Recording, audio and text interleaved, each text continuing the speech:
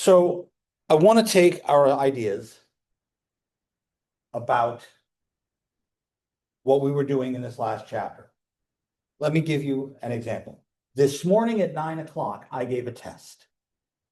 Now, I've given this class tests before, and I can say, I think the average on this exam should be a 73. I haven't graded it yet. It's still sitting on my desk in a pile. I'll grade it over the weekend. But I can take my population, well, of students who've taken exams from me, and I say, I think the mean of this population should be, the mean exam score should be a 73. That's my benchmark. I can then take the sample mean. I can take the sample standard deviation, and I can do a t-test.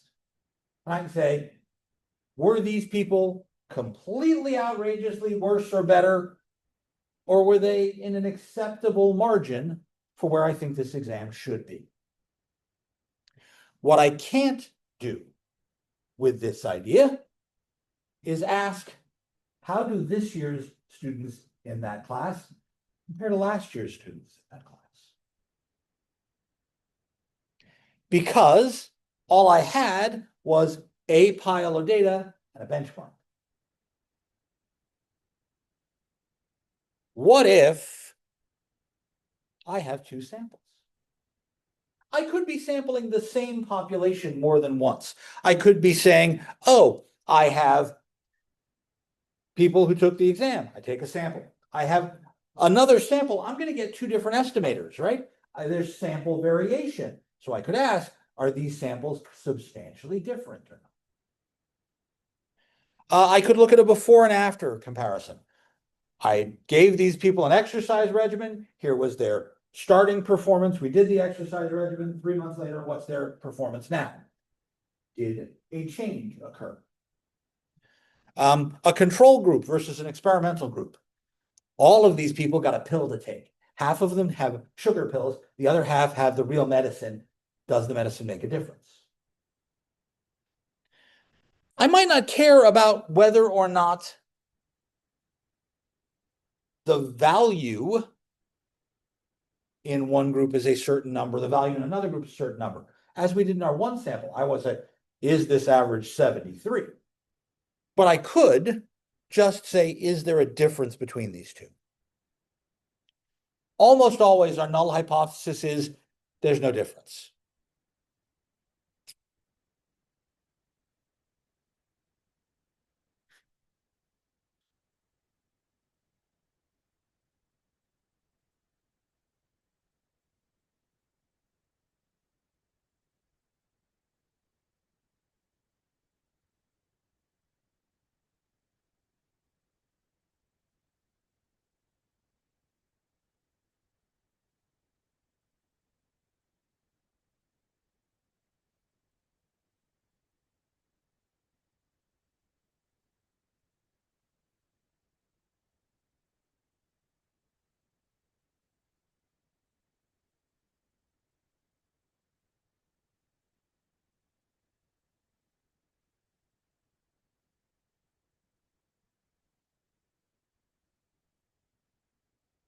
If I'm thinking about means, it means the average from the first sample is the same as the average from the second sample.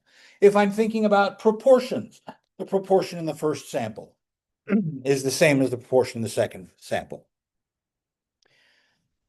If I think there might be a particular difference, I might say, oh, maybe we did this exercise regimen. People's performance before should be down here. People's performance after doing this exercise set up for 3 months should be up here. If I should say, hey, I think the difference should be 5 whatevers or 10, I might create, no, it's not that there's no difference, but the difference is at least 5 or at most 5 or is 5, right?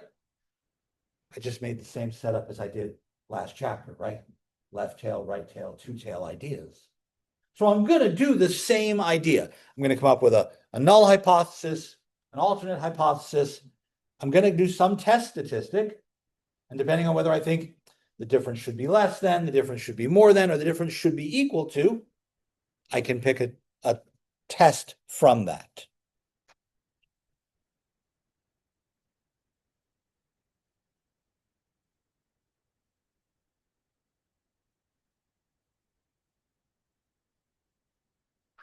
Let's start with means, like the averages on the exam I was just talking about.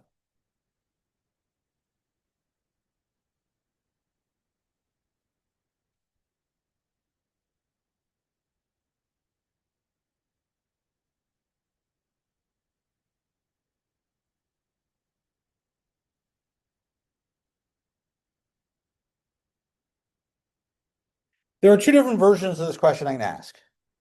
I can ask, is there a difference? Or by how much do they differ? Let's call the difference amount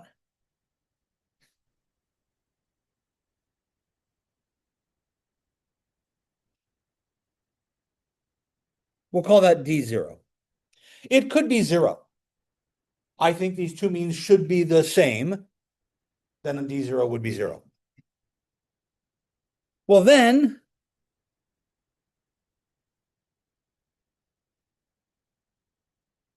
oh, by the way, D0 could be negative if I think something would have gone down, right? We give a blood pressure medication. I think your blood pressure should go down. I'm going to see if the mean for the people who took the pill is lower than the mean for the people who didn't take the pill. Yeah, this can be 0. That's D sub 0, capital D. Difference, right? Like our benchmark was mu0 or p0, right? Well, now my difference benchmark is D0. So I could have a null hypothesis that says the difference between my two means is at least D0. Or the difference between my two means is D0. Or the difference between my two means is no more than D0. And those are my null hypotheses. The most common one I think about is the one in the middle. Are the two means the same? But if these are the null hypotheses, what are the alternates that go with each of those?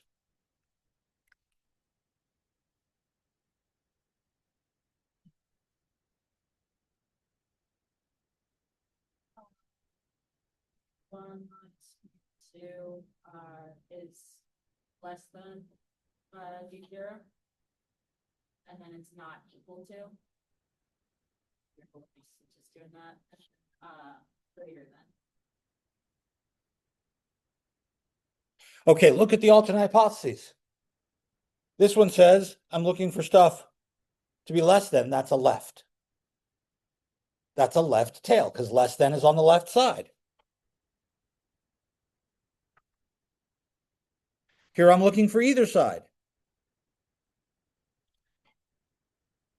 And here I'm looking at bigger than. Bigger's on the right, so this is a right tail.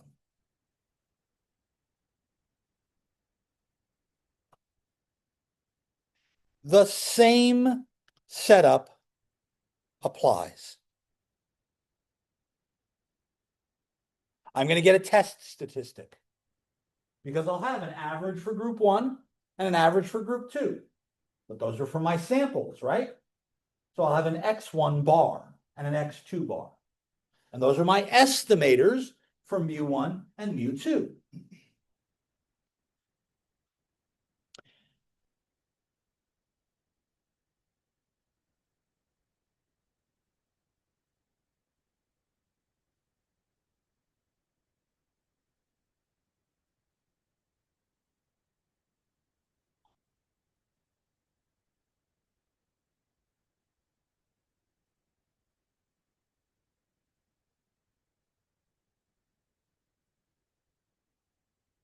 And I want to use this to give me some sort of test statistic.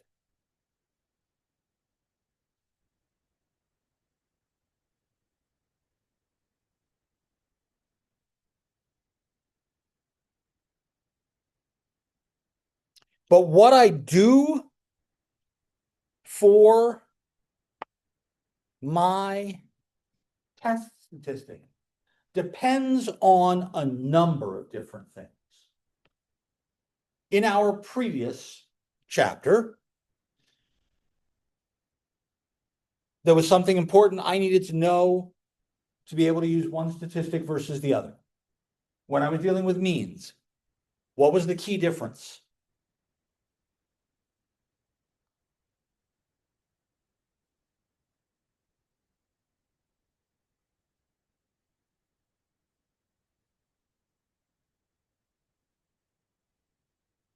You do the population number, There are lots of numbers for my population. Which number did I need to know? standard deviation. By standard deviation, or the variance, right? Either one, because they're equivalent. If I know things about the population standard deviation,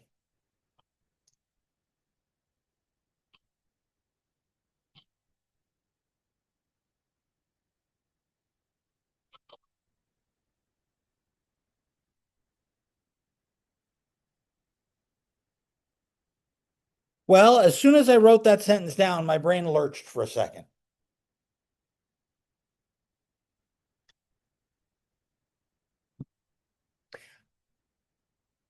These could be two separate samples from the same population, right?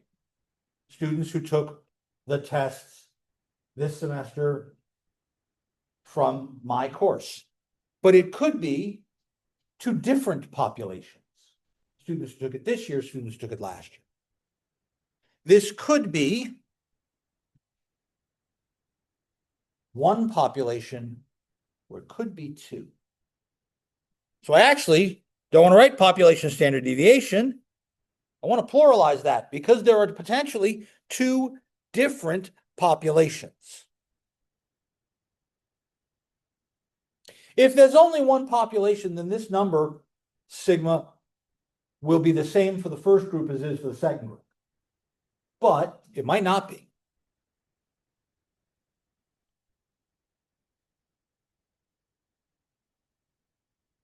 So we'll call them sigma 1 and sigma 2 for the moment. If I have this, then I should be able to compute a z-score, a calculated z-value, and use my normal distribution.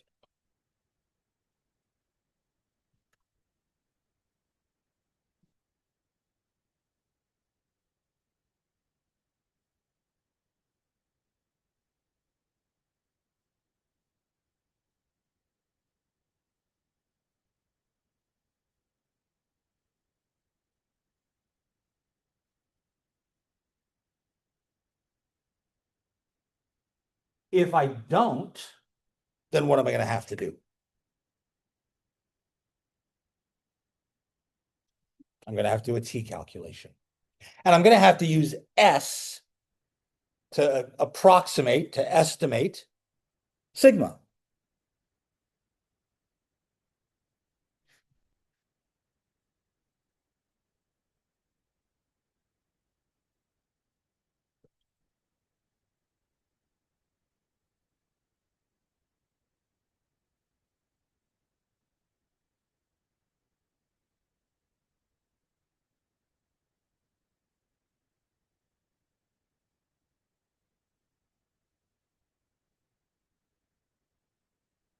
Problem. There are actually two options in T. And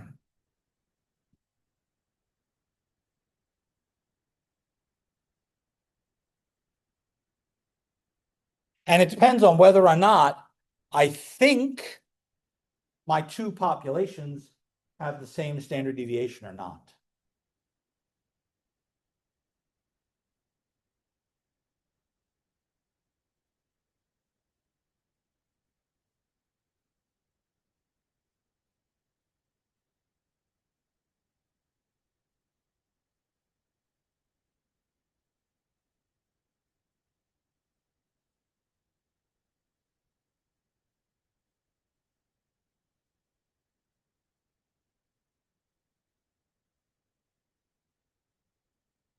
The difficult piece is that these formulas suck. Page 368, 369. Just do me a favor, put a bookmark in this page. We're going to need these. They should go on your formula sheet now. I don't want to memorize these. Say again? 368, 369.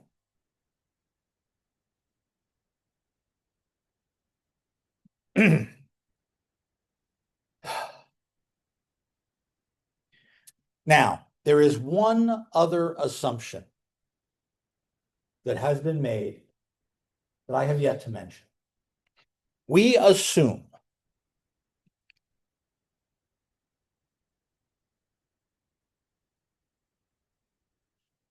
that when we compute x1 and x2 bar, our sample averages, they're calculated from random samples in my population, right? I want those random samples to be independent of each other.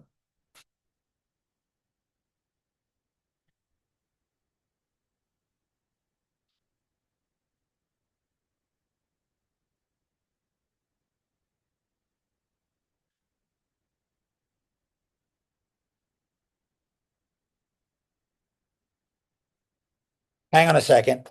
I remember that word. What's independent mean?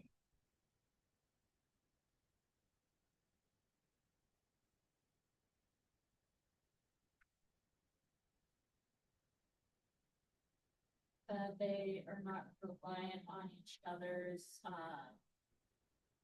proportion. If you're asking like, if somebody's a soccer player because they're a male, The word you're looking for is conditional probability. Remember, if I probability of A, given that I already know B, I want that to be the same as just the chance of being A. The chance of being a soccer player is the same regardless of that other information. So I want the chance of a person being picked for the first group is independent of the chance being picked for the second. A times PB. Yes. Our and function became that direct. Yes. Or the other way to think it was P of A vertical bar B was the same as P of A.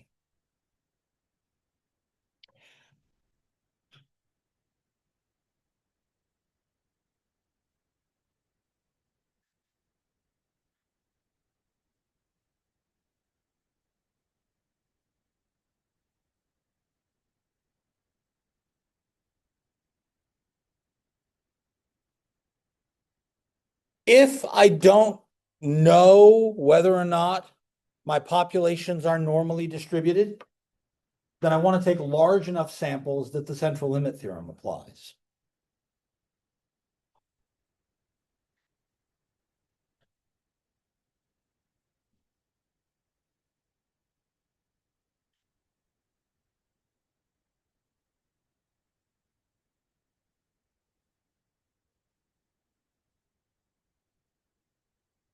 And that's at least 30. Because if you go back and look at the t tables, you'll see that by the time we get to 30, the degrees of freedom are large enough that our t numbers and our z numbers are close enough together that it's okay.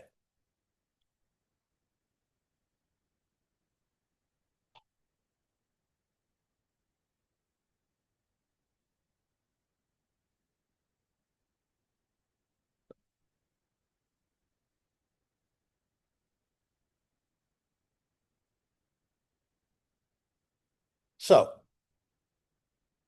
if I'm doing a test, regardless of what kind of test I am doing, there's a number I need to be given for that test. What number is that?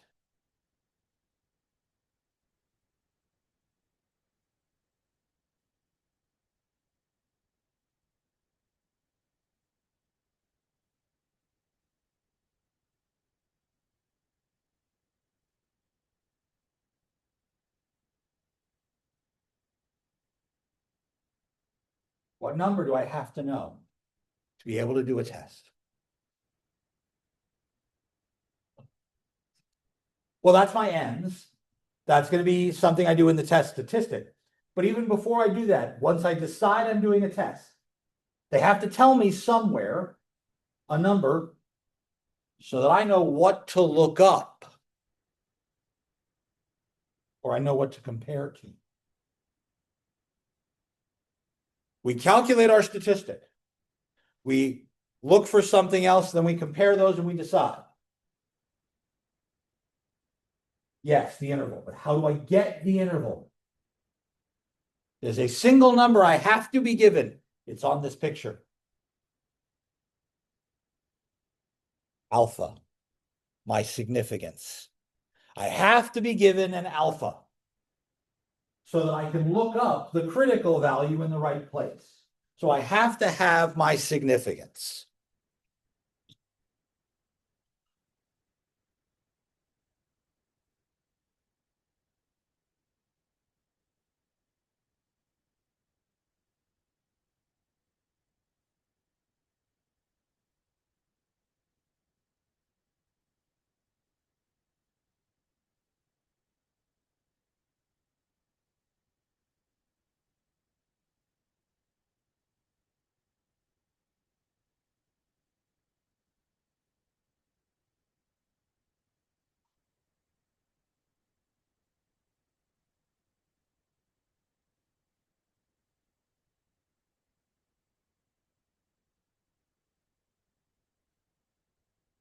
I need to be able to do that to look up the critical value to compare against or to compute the p-value and compare it against alpha. I need to have alpha to be able to do that. So if I haven't been given alpha, I am completely up the proverbial creek without paddle. So let's not do that. Let's make sure we get our alpha, our significance. Now,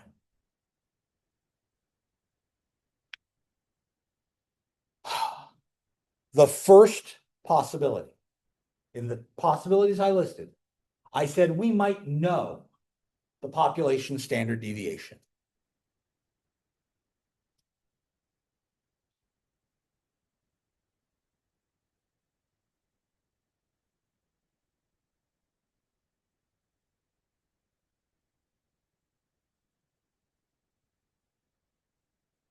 In which case, we're going to use a z-score. If I know the population standard deviations, I'm using z. Which means I'm pretty happy because it means the numbers I have been using so far, 1.645, 1.96, 2.326, those are the ones that were built in to the significance in our normal distribution. I'm okay with those. How do I do a z calculated? Let's go back to last time. Last chapter. If I asked you to calculate a z, you would take the average we got, subtract the benchmark, and divide by the error, the standard error, right? And that was the silly thing with the square root in the bottom. But now I'm looking for the comparison. So instead of just taking one average, I'm going to take the two averages. And I'm going to subtract the benchmark. The benchmark is my assumed difference between the two, which could very well be zero. A lot of the time it is. And then I'm going to divide by the standard error. The standard error requires me to take the standard deviation. Oh, sorry, the variance. And divide by the number of people. So that's exactly why we needed that piece, Felix. You're 100% right there. But now I've got two sets of samples, right? I've got the samples from group 1. I've got the samples from group 2. So I might have a different number of people in each group. So I will take the first standard deviation and divide it by the number of people in the first group. It's under a square root. That's why I can say standard deviation there. Same thing here for the second group. but I have to combine these variances. But this is still my standard error.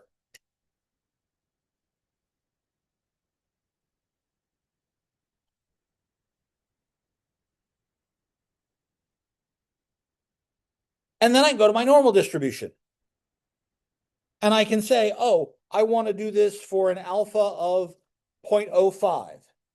If I'm doing a left tail test for 0.05 or a right tail test for 0.05, I'm going to use 1.645.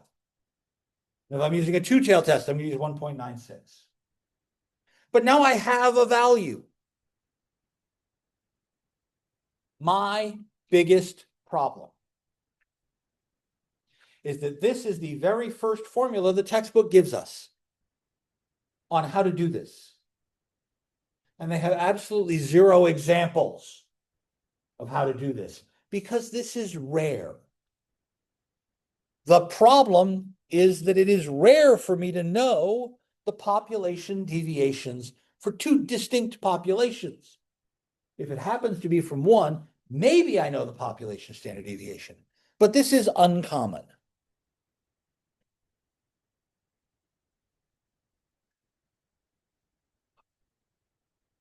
So I went hunting to look for examples that did this. And I found one on our Canvas page. It's way down here in the list of class examples. In class examples here. I go down until I see chapter 10. 2 sample Z.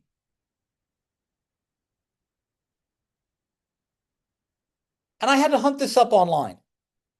The textbooks I was working from, lots of textbooks that I was working from, didn't have any like this because that's how uncommon it is.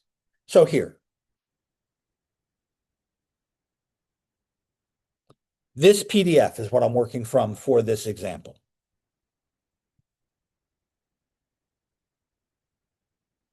The alkalinity in milligrams per liter of water in the upper reaches of a river is known to be normally distributed with a known standard deviation of 10 milligrams per liter. In the lower reaches of the same region's rivers, standard deviation is 25 milligrams per liter.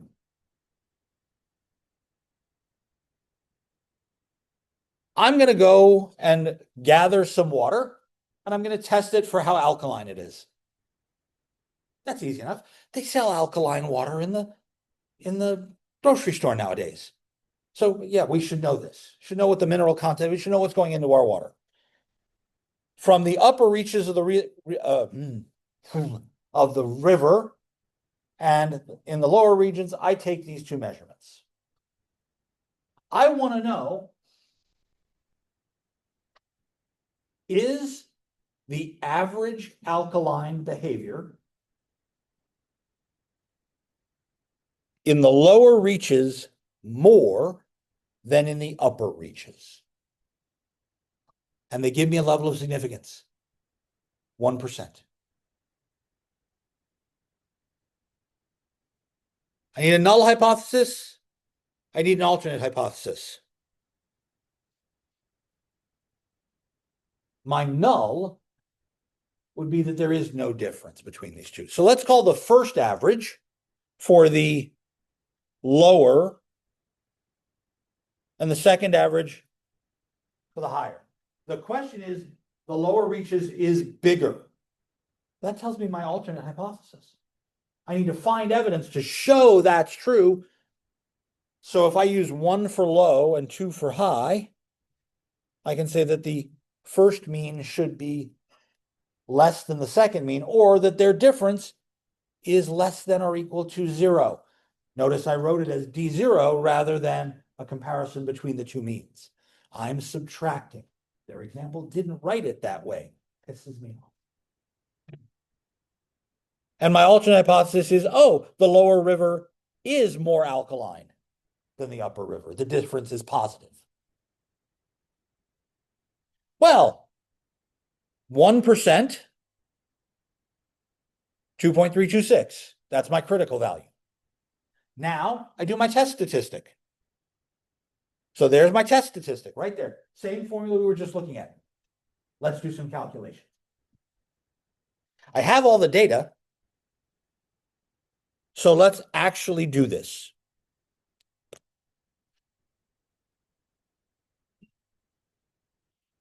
Bing, bing, bing, bing, bing, bing, bing, bing, bing.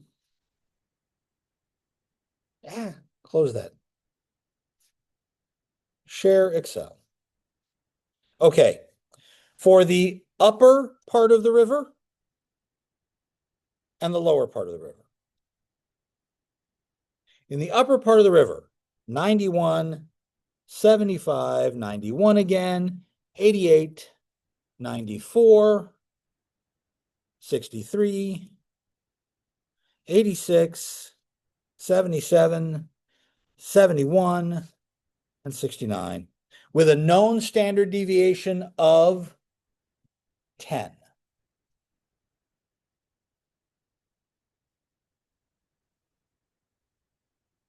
The population standard deviation is known to be 10.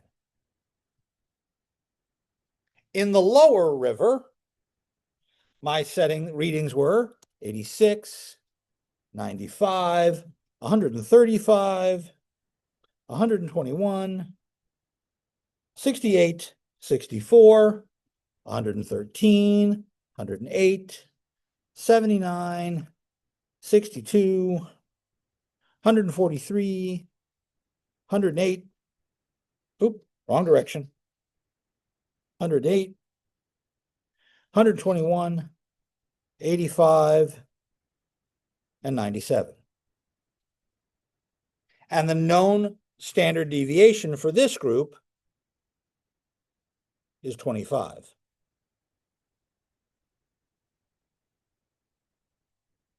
But there's a different number of observations. The upper group only has 10 observations, the lower group has 15.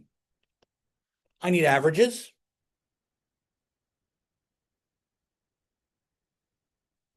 Upper average equals average of all of that.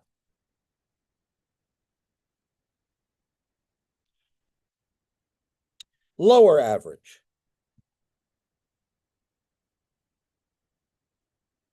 equals the average of all of these.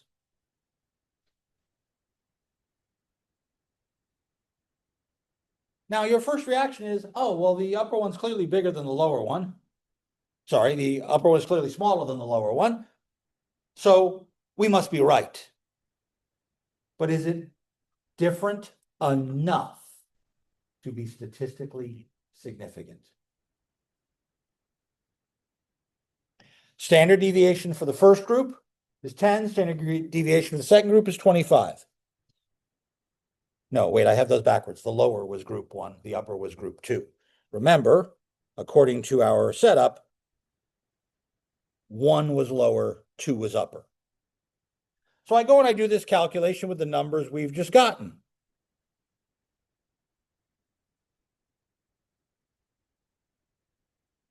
And this is the Z calculation I come up with.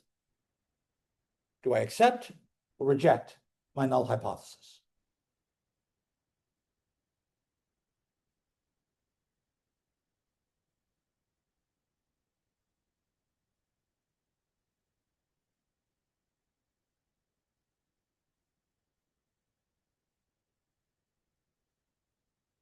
What kind of a test are we doing?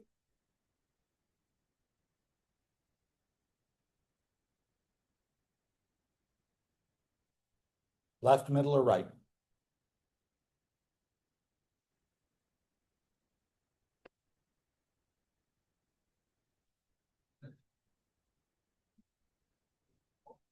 My alternate hypothesis is bigger than, so it's a right, which means I need my calculated value to be bigger than my critical value. What was my critical value again? At alpha being 0.01.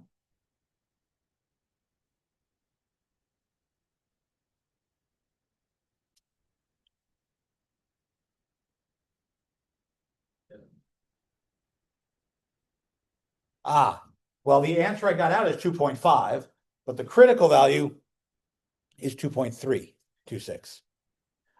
This is bigger. What should I do?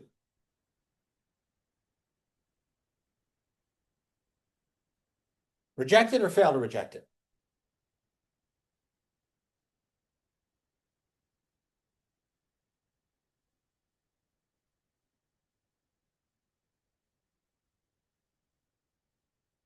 Yes, the reach of the riots, so we should reject them. Because that's what that critical value is. It's the edge of the interval.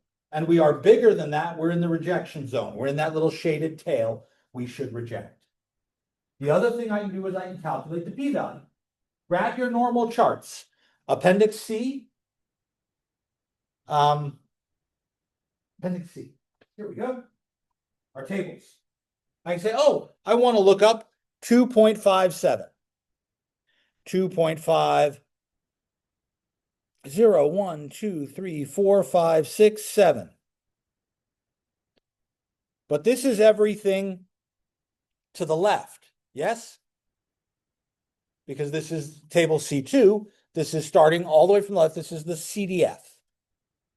And I'm looking at the right. What do I do with this number? I take 1 minus this. That gives me 0.0051. What was our alpha?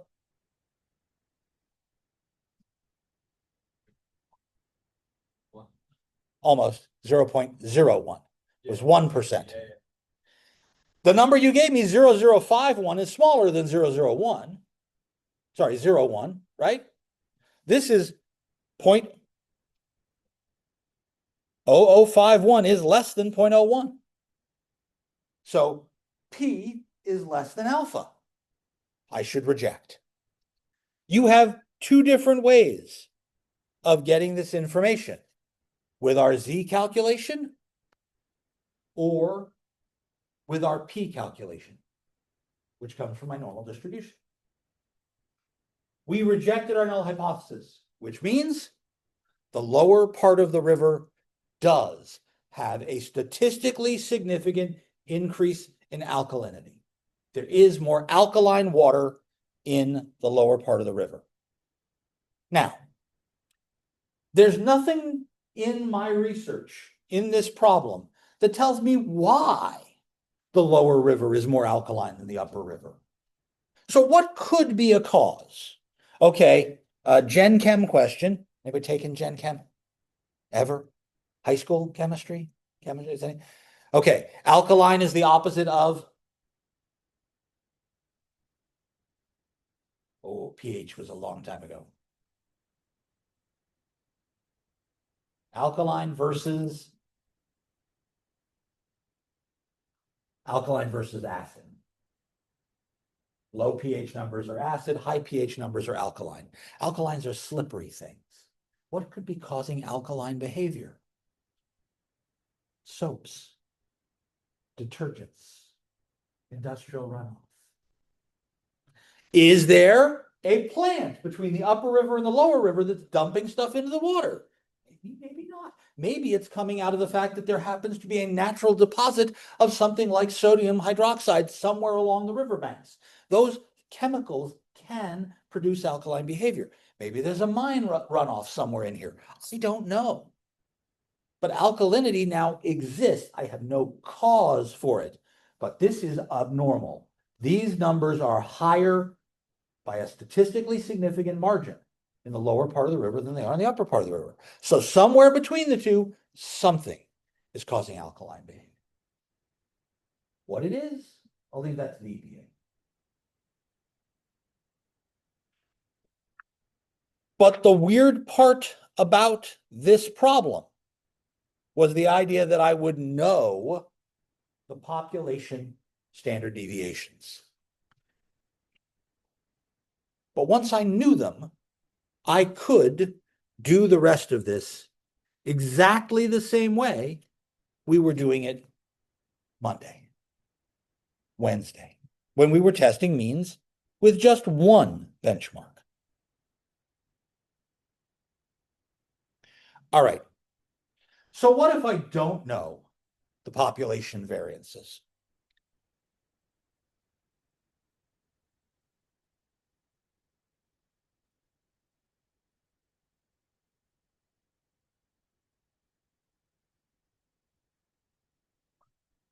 Yes, sir. Yeah. So now can I say that significantly the difference, but how can we say that it's significant or at what extent? It is statistically significant because the cutoff was we wanted it to be 99% sure that it would be random. Good. Okay. Right. That 0.05 is so small that we think this didn't happen randomly. There's less than a 1% chance that the difference is zero or that the upper is more alkaline. So the lower is more alkaline. Is it more alkaline? Well, 2.57 was our Z value, right? And OK would have been 2.33. So it's bigger. It's not like it's 5 or 6 or 7, but it's bigger. And remember, there's so little information in those tails that for something to be that far out, that's important. That's unlikely to have happened by chance.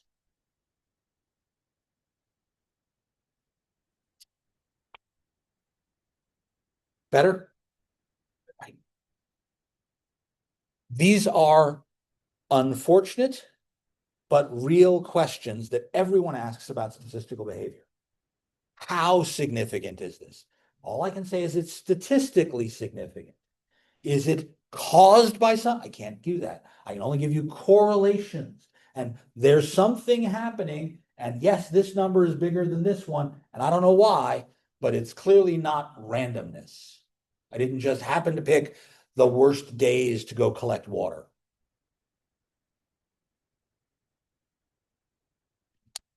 Okay.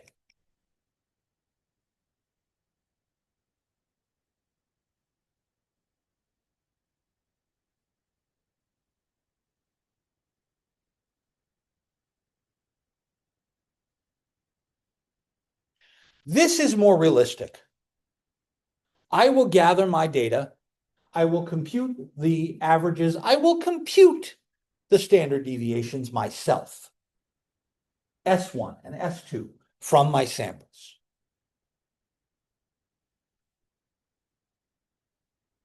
Here's where I have yet another choice.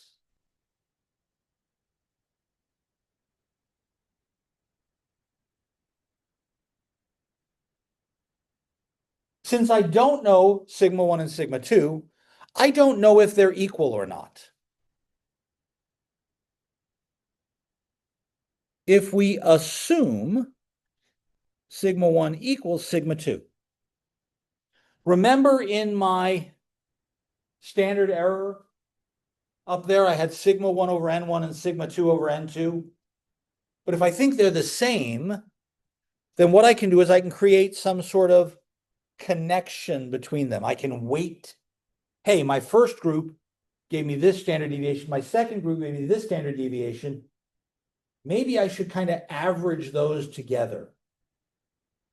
If I'm going to do an average, I should do a weighted average because there might be more people in group 1 or more people in group 2. So I'm going to do a weighted average of S1 and S2.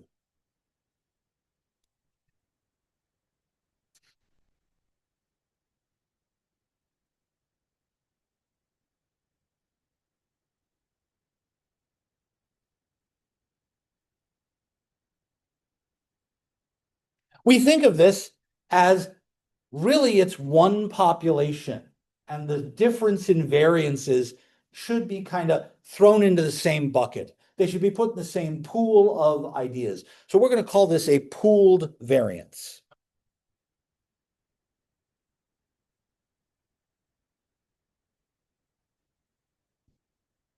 And we're going to write it as SP, S subscript P. Variance is squared, standard deviation isn't, so I put the square on this. SP squared. SP squared is the number of things in group 1 minus 1 times the variance from group 1 plus the number of things in group 2 minus 1 times the variance of the things in group 2. A weighted average. This would be a number that's bigger than both variances. So I'm going to divide this whole thing by the number of things I used. Please notice on the top I have n minus 1 and n minus 1. On the bottom I have the sum of those things.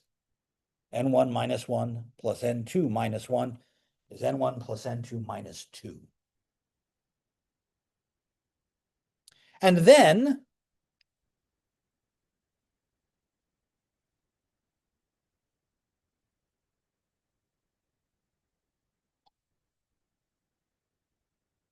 I can make a t-value. And the t-value is going to look awfully familiar. I take x1 bar minus x2 bar minus my benchmark difference, and I divide by the standard error. So I divide by the square root of variance over number of people. S1 over, no, not S1, SP. I put the variances together, so I'm going to keep them together.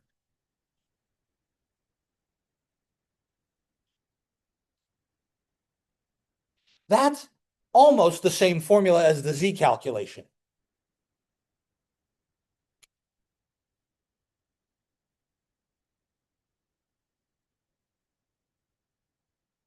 The only difference is, instead of the sigmas, I have this pooled variance.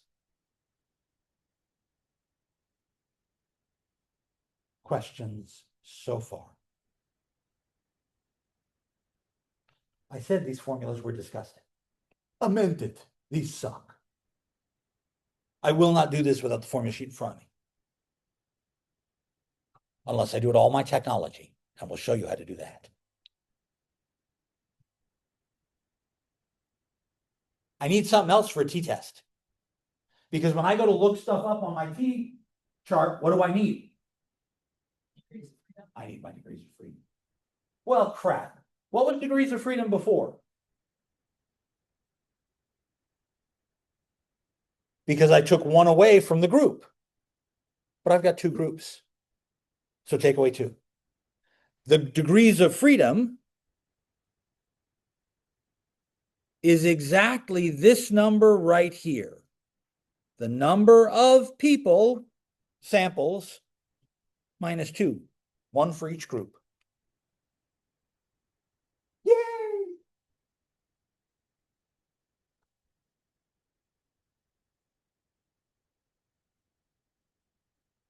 I have an example done from the textbook. You find the page number. Page number 374, example 10.1. I've done all 3 of these in an Excel spreadsheet. I've literally got 1 minute. I'm not going to redo them right now. It's in that same in-class example pile. But there's an important thing here. I can only use this option when I assume the variances should be the same. For example, if I was taking 2 different samples from one group, then I could use this, right? But if I was taking samples from 2 different groups, I might not be able to make this assumption. And if I can't make that assumption, then I can't have a pooled variance. What do I do then? That's what we'll talk about on Monday. I hope to see you all then. I hope you have a lovely weekend. Enjoy yourself.